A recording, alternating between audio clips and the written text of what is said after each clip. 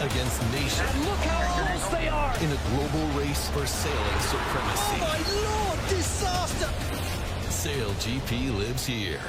CEBL lives here on TSN and TSN Plus. It's Mail It In Friday. The plant called and said if you don't come in tomorrow, don't bother coming in Monday. Woohoo! 4-day weekend. This is Overdrive with Hayes, Noodles, and the O-Dog on TSN 1050.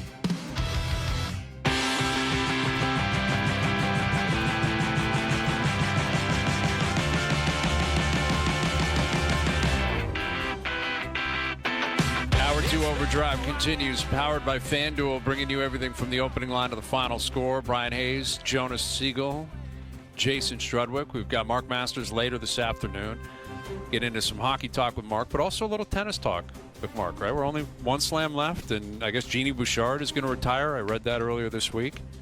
One of the more fascinating careers and, flash in the pan careers ever. Like when she came out of nowhere and was, I believe, in a Wimbledon final, and she went deep into the Aussie Open at one point. I thought, okay, Jeannie's going to be the greatest Canadian tennis player of all time, and then it just completely fell off a cliff. And Bianca Andreescu was kind of followed in her footsteps, albeit obviously winning the U.S. Open and winning the National Bank Open here in Toronto. But Bianca's not really in the mix anymore either, which is really disappointing.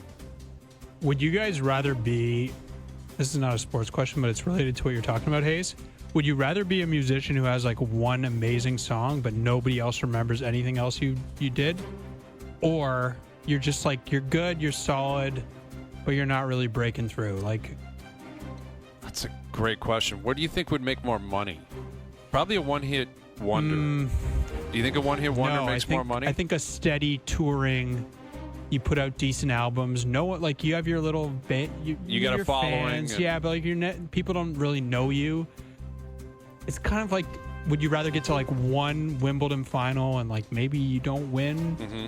Or you're just like a grinder. Consistently on tour for like 12 years and, not bad. Couple of endorsement deals.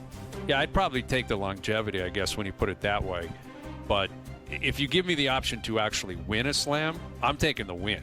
Like if I'm Bianca Andreescu, obviously she's still young enough. I'm sure she's got confidence that she can get back into the swing of things. But they can never take that U.S. Open away from her. Like she's got it. You have a slam. And that's a lot of money. The amount of endorsement money she made from that, like she blew up. She was the biggest thing in Canada following that. You can't. That's a better career than, someone who, a Pospisil or something like that. Who was just on tour for a long time, good player, made some money, competed here or there. I'll take the big splash and then kind of fade. That's the equivalent of the one-hit wonder, isn't it? Yeah, I think so. Yeah, unfortunately, I mean, that's the truth. I think that's how you'd have to define Bianca Andreescu's career. Like, Jeannie didn't win. Jeannie was competitive for a year and a half, 2 years, but never ended up winning a slam. But yeah, it's kind of weird. Like, the Canadian tennis has had these like ebbs and flows over the last decade, where I thought Shapovalov would be more competitive, and a number of other guys, and just hasn't really played out that way. Does everybody want their moment, though? Don't you want to have that one moment where you are on top? And so, like, look, I played in NHL a long time, and I think it'll be unlikely I go down in history as one of the top 100 defensemen of all time.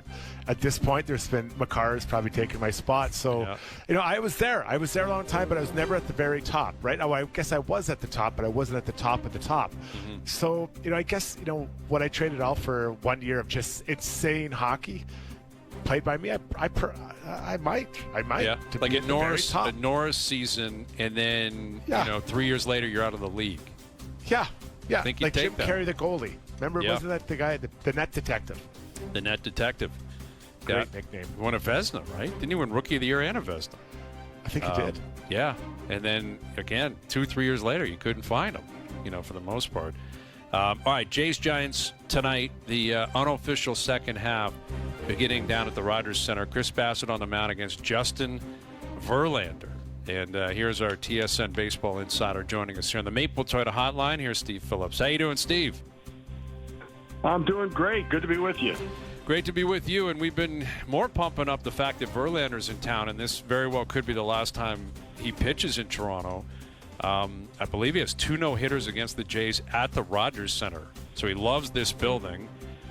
He's obviously going to the Hall of Fame. He's an all-time great. Curious, where he ranks for you. You don't have to give me a specific slotting, but in terms of the great pitchers of all time, like, is he top 20, top 30, 40, 50? Where would Verlander fall on the Steve Phillips list? Yeah, I think that he's, I've got him behind Pedro Martinez in that range. I think Pedro was more dominant than Verlander was, but Verlander, clearly a Hall of Famer, first ballot Hall of Famer. I have ahead of Messina on the list to give you some sense as to where they go. But, yeah, I think he's probably, if you start to look at it, probably top 25. He was a guy that when he first came up, he would go out and he would throw 95, 96 in the first few innings of the game. And then he would want to throw 99 on his 99th pitch in the game. And he did. He held back early, so he had more fastball to go to later. And he just really was just such a dominant pitcher and so competitive on the mound. And, it's a shame because he's 0-7 this year. He's yet to get a win. He's searching for it a little bit right now. The guy who threw a couple no-hitters isn't around anymore. He's really searching for it. And so, he's just not the same pitcher. He's competitive. He keeps them in the game, but they've not scored enough. So I certainly would hope the Jays come out swinging aggressively on him. Yeah, that's certainly got to be the plan going into tonight. And, it's a big series for them to start at home coming out of the break. They stumbled a little bit, coming down the stretch, losing 3 of 4 to Chicago and the Athletics.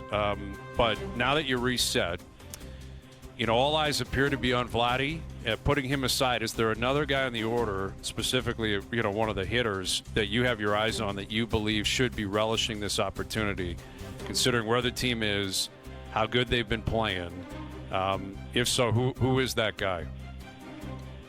Well, for me, look. They've gotten a lot out of Clement and Addison Barger and Springer and Kirk. And Lucas. To me, it comes down to Bichette and Guerrero. That I think there's likely to be some regression in the complementary players. They've all played very well.